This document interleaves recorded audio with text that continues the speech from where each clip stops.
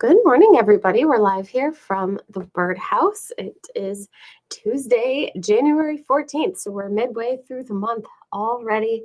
And today we've got an update about avian influenza. We've been getting lots of questions about it, so I can show you some of the things I have researched and found out. And so we'll give you an update about that. And as always, we love to know who is on. If you've got any kind of sightings, absolutely throw those in the comments. Or if you have any questions, you can throw those in there too.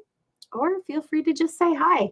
I've mentioned it a couple times and I'm having some fun with it, so I thought I would mention it again. There is this fun winter birding challenge going on now through March 21st from the Buffalo Audubon Society, which is it's a fun thing that you can join, and it encourages you to go out and go birding. And you can also win a pair of Vortex Viper binoculars for participating. So it's been pretty fun. And you basically do different tasks to rack up points. And if you get 200 points or more, then you get a free patch. Well, free. You get a patch that's sent to you, I believe, from Buffalo Audubon Society for participating. And then also for participating, you can get those. You can be entered into win those binoculars. So not a bad thing to do this winter, especially if you're trying to get out more and do a little bit more birding, which I have been trying to do. So if you are interested in joining, all you need to do is scan that QR code right there, and that'll take you step by step through what you need to do to register. So speaking of winter birds, yesterday while taking a drive around through the Finger Lakes area, I noticed there's a whole bunch of snow buntings out there, especially if you find yourself driving around or anywhere where there's a lot of open farm fields. Look for flocks of snow buntings. So this is what one snow bunting looks like, but if you see a whole bunch of birds, a flock of birds flying low over a field, and they're not pigeons or anything like that. They're not starlings, which would be higher up in the trees. They're probably snow buntings flying low over the fields, especially if there's a group of them. And I was lucky enough to see a few flocks of those yesterday. So there's definitely a whole bunch of them scattered around the area. So something fun to look for if you are out, even just driving around, not necessarily looking for birds in particular. You might just happen upon some snow buntings out in the fields. So fun winter bird that we have here in Western New York. But as far as the avian flu goes, I've been kind of doing some research to see what the current situation is right now. So I've pulled together some things from the CDC, from Cornell Lab of Ornithology.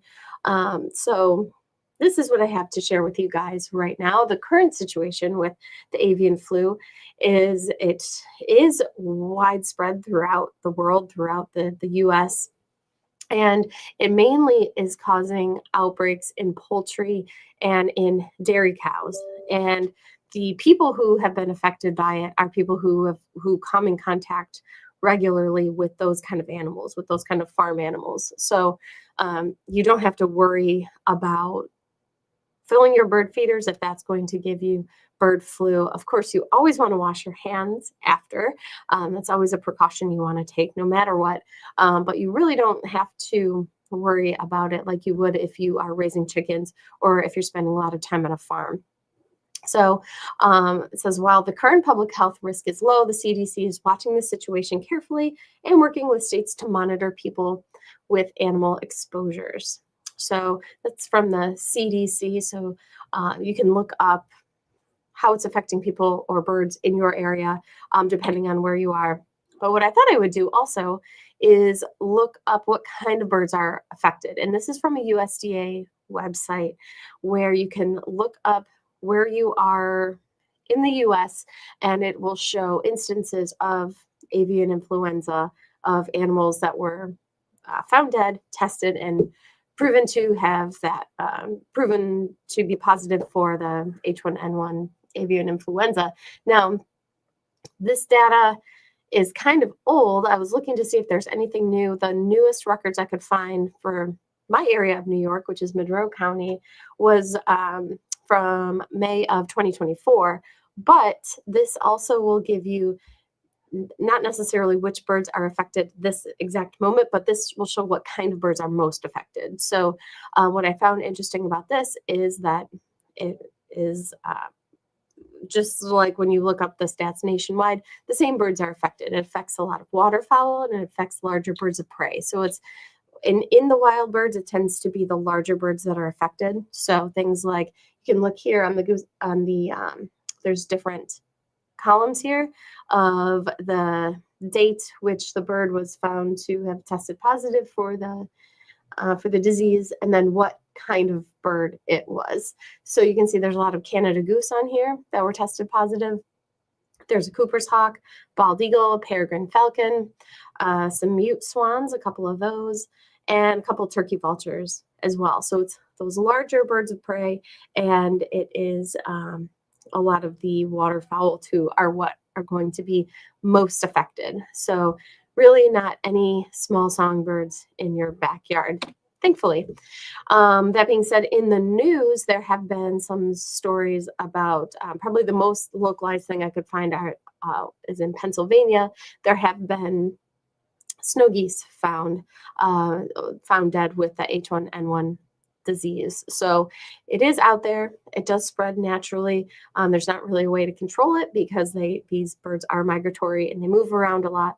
But the good news is, and this is from the Cornell Lab of Ornithology website, all about birds, and this is a pretty recent article from January 3rd of this year, and they are saying that it is a low risk for songbirds. So it says there have been widespread transmissions of avian flu to wild bird species, including waterfowl and raptors. The virus has also been found in mammals that prey on dead birds. However, transmission to songbirds and other typical feeder visitors has been low, about 3% of all cases reported in wild birds. Although this may change with increased testing or changes to the virus, this means that there's currently a low risk of an outbreak among wild songbirds. So that is all good news. You can keep your feeders up. You don't have to be super, super concerned about this being transmitted to birds in your backyard, which is a really good news. That being said, it says they have no official recommendations to take down feeders unless you also keep domestic poultry. So if you do have backyard chickens, or I would say even if you've got a next door neighbor or a neighbor around in your neighborhood that has domestic chickens, that raises backyard chickens, you might want to take them down for a little bit. I probably would if I had somebody raising chickens near me, just as a precaution. One thing you can always do is the Cornell Lab of Ornithology does live stream a feeder cam. And if you see that is up and they are still feeding the birds, then you know that it is always safe for you to still do the same. So that's one thing that you can also do. So, but you always want to make sure to keep your feeders clean, though. That is always important. So it can't hurt to take your feeders in once they empty out. Take them inside, clean them out. When we are doing our bird feeder cleaning here at the store, we will take the feeder all apart, and most of them do come apart in one way or another, and we soak them in hot water with dish soap. Usually we use Dawn dish soap, and soaking them in that water does most of the cleaning right there. That does most of the work. And then if you use something like a bottle brush, like this picture is showing there, you can get inside the feeder, really scrub it out. And then we also dip it in a light bleach solution, which I would recommend, especially with not only avian influenza going around, but there's also things like conjunctivitis. Finches are known to get conjunctivitis here and there, and that can spread at bird feeders. So it's always good to just keep them clean anyway. You can dip them in that light bleach solution, which is 1 part bleach to 10 parts water, and that will kill off anything you didn't get with the hot soapy water. So then you want to make sure that you just rinse it all really well. So you rinse everything off of it, let it dry, and then put it back together, and you're good to go. So definitely, no matter what's going on, you always want to make sure your feeders are clean, just because it's healthier for the birds. If you don't clean them out too much, the seed can get caked in there, it can get moldy, and none of that is good for the birds. So just keeping it clean is always a good thing to do anyway. So that is the update I have for you guys today. Thank you so much for watching and for being concerned about the birds at your feeders. We do appreciate that. If anything changes, we will absolutely let you know. You can look up some of these stats, like how I pulled that chart of birds from my county that had been affected over time. You can do the same thing too. So, depending on what state you're in, you can look up H1N1 infection stats. So if you're curious about what might be going on in your neck of the woods, absolutely, I recommend that you do that. So if anything changes with this situation, we will absolutely let you know, and we will keep tabs on it on our end, and I'm sure you will too. But until next time, we are going to log off now, and we will talk to you soon, and you have a wonderful week. Bye-bye.